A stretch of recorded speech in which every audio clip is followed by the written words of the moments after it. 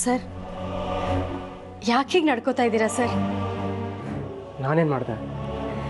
ಮನೆಯೊಳಗಿನ ಜಗಳ ಆಫೀಸ್ ತನಕ ಬಂದರೆ ಚೆನ್ನಾಗಿರಲ್ಲ ಸರ್.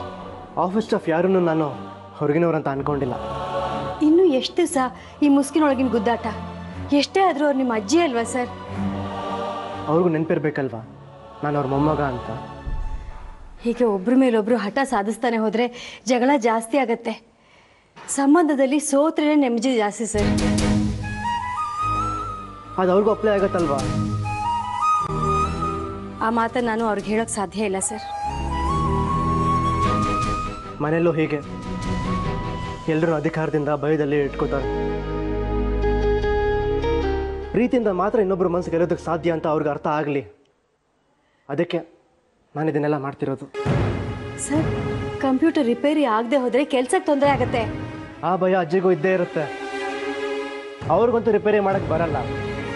ಇನ್ನು ಹೊರಗಿನಿಂದ ರಿಪೇರಿ ಮಾಡೋರನ್ನ ಕರ್ಸಿದ್ರೆ ಆಫೀಸ್ ಡೀಟೇಲ್ಸ್ ಹೊರಗಿನವ್ರಿಗೆ ಗೊತ್ತಾಗೋ ಚಾನ್ಸಸ್ ಇರುತ್ತೆ.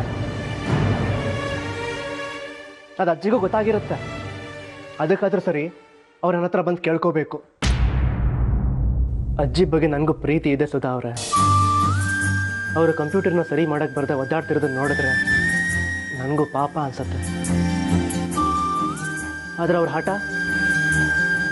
ಅದೇ ನನಗೆ ಕಷ್ಟ ಅನಿಸಿರೋದು. ಮೊಮ್ಮಗ ನಾನು ಕಣ್ಮುಂದೆನೇ ಇದ್ದೀನಿ. ಅದೇನು ಸಮಸ್ಯೆನ ನೋಡು ಶ್ರೀ ಅಂತ ಪ್ರೀತಿಯಿಂದ ಒಂದು ಮಾತು ಹೇಳಿದರೆ ಸಾಕಿತ್ತು. ಕಣ್ಣು ಮುಚ್ಚಿಕೊಂಡು ಬಿಡೋ ಅಷ್ಟರಲ್ಲಿ ಸರಿ ಮಾಡಿಬಿಡ್ತಿದ್ದೆ. ಆದರೆ ಅವ್ರು ಹೇಗೆ ಅಧಿಕಾರದಿಂದ ಹೇಳಿದ್ರು ನೋಡಿದ್ರಲ್ಲ, ನನಗೂ ಸ್ವಾಭಿಮಾನ ಅನ್ನೋದಿದೆ. ನೋಡ್ತೀರಿ ಸುಧಾ ಅವರೇ, ಇನ್ನು 5 ನಿಮಿಷದಲ್ಲಿ ಅಜ್ಜಿನೇ ಬಂದು ನನ್ನ ಹತ್ರ ಕೇಳ್ಕೋತಾರೆ. ನನ್ನನ್ನು ಬಿಟ್ಟರೆ ಅವ್ರಿಗೆ ಯಾರು ಸಹಾಯ ಮಾಡೋದಕ್ಕೆ ಸಾಧ್ಯ?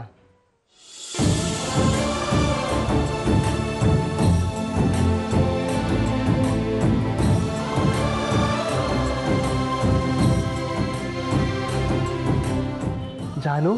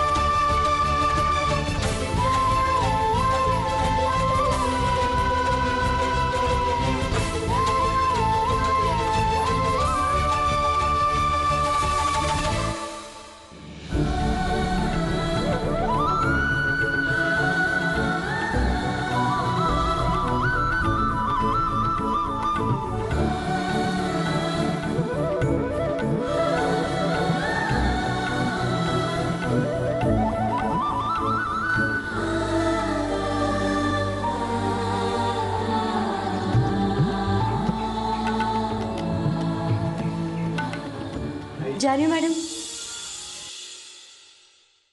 ಮೇಡಮ್ ನಿಮಗೋಸ್ಕರ ಕಾಯ್ತಾ ಇದ್ದಾರೆ.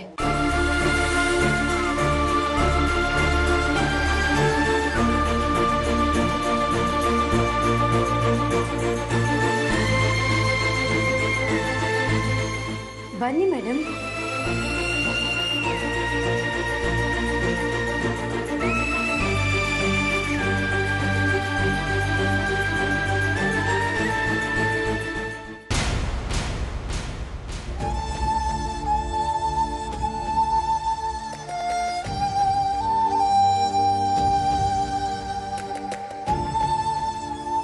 मैडम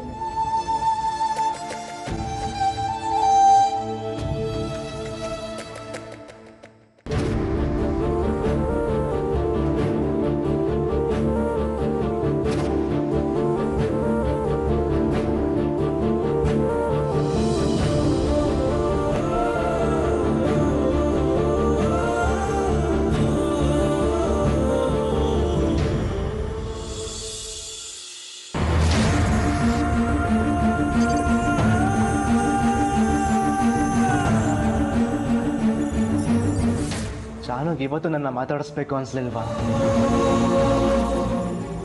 ಮತ್ತು ಆಫೀಸಿಗೆ ಯಾಕೆ ಬಂದಿದ್ದಾಳೆ?